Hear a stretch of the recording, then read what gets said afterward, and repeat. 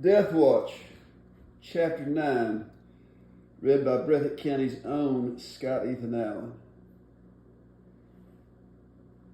A curious thing has been noticed about people who are dying of thirst. The dehydration of their bodies is so extreme and the loss of salt so serious that the consistency of their blood changes radically.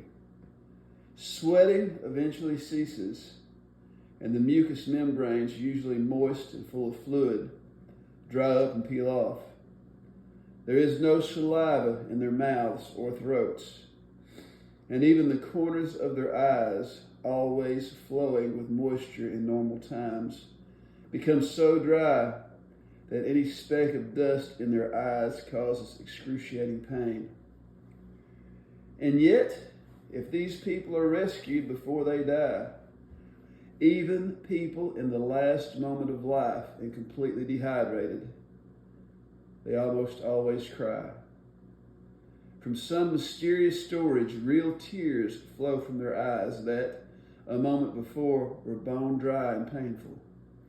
No one knows where these tears come from. Ben sat on the floor of the tunnel, his back against the curved wall of it. It was not a lake. It was a puddle of water about 15 feet in diameter and not more than 2 feet deep in the deepest part. All around this puddle, bird droppings had caked the floor, and the water itself was not, as it had seemed, sparkling and clear. It was murky and had a stale, almost dusty taste. It was delicious. Lying on his stomach, Ben had drunk as much as he could. Then he had rested and drunk again. It was as though he had actually felt this water flowing straight through the walls of his intestines and being taken up by his blood and distributed through his body. He had drunk once more, and then, asleep almost before he rolled away from the puddle, he had lain there beside the water. Ben felt now the way he had as a child when he was awakened by some nightmare and his mother had been there to comfort him. He had never known that comfort in his uncle's house after the death of his parents, but he felt it again now as he sat beside this little puddle, the smell of guano strong around him. His tongue had shrunk to its normal size. His throat, though raw, felt good. His eyes were wet again, and he felt strength in his body. He was hungry.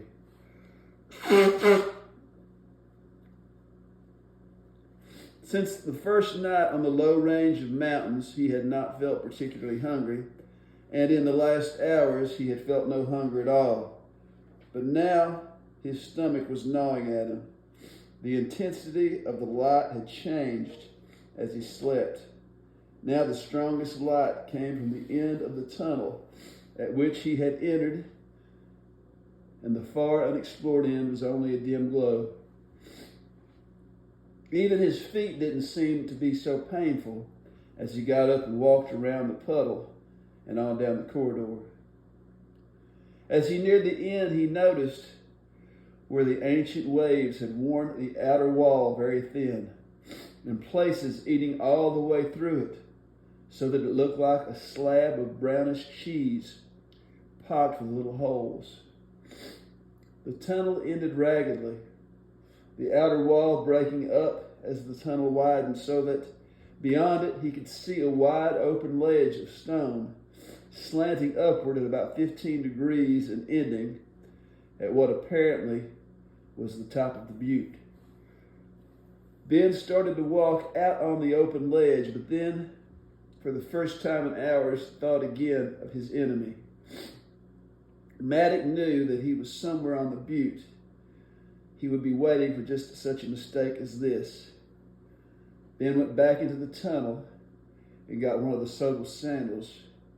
Then he knelt beside a small hole in the outer wall and slowly slid the sandal out across the opening.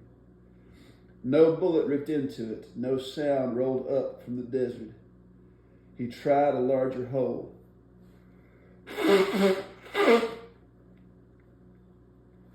With the dark tunnel behind them, these holes might look to Matic like only dark splotches on the stone surface. He lowered the sandal and slowly moved until he could see out through the hole. Matic was down there, sitting on the hood of the Jeep, studying the butte with the binoculars, the 358 across his lap. Ben sat down beside his puddle of water. For a long time, he stared at the perfectly calm surface of it. It was the only weapon he had, water, which gave him time. If he could get some food, it would add to his time, his life. He picked up the slingshot and carried it back toward the wide end of the tunnel until he found a spot safe for Matic. Then he cleared off the small pebbles and debris and sat down. He noticed as he did that his muscles were beginning to feel very stiff and painful, and that as he stooped, his back and his wounded arm ached. It was the best slingshot he had ever seen. The handle fitted exactly into his hand. The yoke was a wide, strong U of tubular metal, from the base of which the brace went down the inside of his wrist to the curved metal piece which lay against his arm, almost halfway to his elbow. There was little strain on his fingers or the palm of his hand, even at full pull of the powerful rubber tubes. There was no shaking, no wavering. Picking up a small pebble, he fitted it into the leather pouch, drew and let go. The pebble whistled out of the sunlight, hitting the wall of the butte and winding away into the air. Gathering a little stock of pebbles, he began to shoot, aiming first at a spot close by on the wall, but as he learned to hit it with almost every try, picking targets farther and farther away, until he found the extreme range of accuracy of the slingshot. Then, as the light slowly faded, he just sat and shot the thing, stone after stone, more and more pleased with it as his accuracy improved. He got so he could pick up a stone, pouch it, draw, shoot, and hit his target with what seemed to him remarkable speed and accuracy. At close range, the slingshot was lethal. The rubber tubes were so powerful that, at full draw, Ben was sure the pebbles started out with as much velocity as the pellet of a good air gun. Confident of his ability, he at last decided to waste one of the heavy lead buckshot, wondering what difference the smoother shape of the buckshot would make. It made a lot. He wasted 5 more of the lead bullets, finding out how much flatter their trajectory was and how much more velocity the round shape gave them. Ready, he moved back into the tunnel, taking a position beyond the puddle so that he was almost in darkness. Arranging himself so that he would not have to move anything but his fingers, drawing the pouch back, he loaded it with a buckshot and then sat waiting. The first bird was a sparrowhawk.